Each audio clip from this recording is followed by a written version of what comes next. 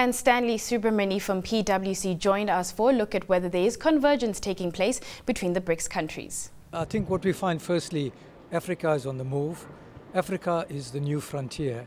Africa is providing enormous opportunities, not only for South Africa, but the other BRICS nations as well. And what we find as we start to talk with entrepreneurs, with captains of industry, there's this huge excitement about Africa. And at PwC, we are constantly investing across the continent to make sure that we are ready to guide our clients going forward. But I think what is really interesting is that the trade between Africa and the BRICS nations is set to increase and set to increase significantly. But I think as we start to build the African continent, I think the growth in investment from the BRICS nations will help us in terms of this challenge about unemployment, poverty and inequality across the continent.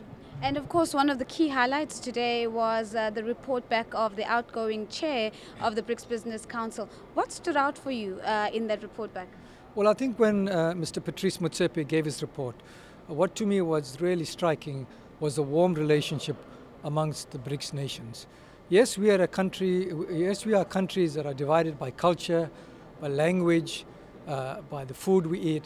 But what was very, very telling to me, it was a coming together of business speaking in one language.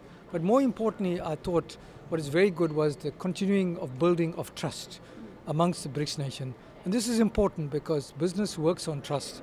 Business likes certainty, business likes clarity, and the warmth that I saw amongst the various countries was encouraging for the future of investments across the BRICS nations. Now, one of the key elements of certainty and of predictability is often in continuation of administration. In India, we've got a new prime minister. In Brazil, we're going to be having presidential elections this year. Do you feel that these political changes could threaten the continuity that we've seen in the BRICS agenda to date? I think the change of administration in India is positive for the BRICS Pact. Mr. Narendra Modi, Prime Minister Modi, is very business friendly. How it will play out here in Brazil is difficult to see. But my sense is talking to the business leaders in Brazil, there's a huge commitment for BRICS going forward. And if there's a change in administration in any of these countries, I think this pact will continue. I think the coming together of the emerging markets is significant.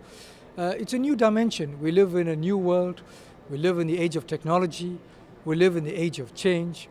It's a technological age as well. And I think coming together in the BRICS nations will give this new pact an enormous advantage across the African continent. What is the value add that the new development bank is going to be bringing, in particular to Africa, where we have development banks like the Chinese Development Bank, very active on the African continent, like the African Development Bank, very active on the African continent? What's new about this bank? I think firstly, what's new about it is coming together of 5 of the BRICS countries with the intention of really capitalizing the bank and changing the landscape about funding, particularly infrastructure funding. Infrastructure funding, as you know, is a long-term game. So the big balance sheets of your Chinas, the big balance sheets of India and Brazil coming together with our balance sheets will make a phenomenal difference across the African continent. I don't think there is any difference with the existing development banks, but I think it's going to be complementary in terms of driving the need. Now, the infrastructure deficit in the African continent over the next 10 years is estimated at $1 trillion US, approximately $93 billion per annum. The funding deficit is around $30 billion.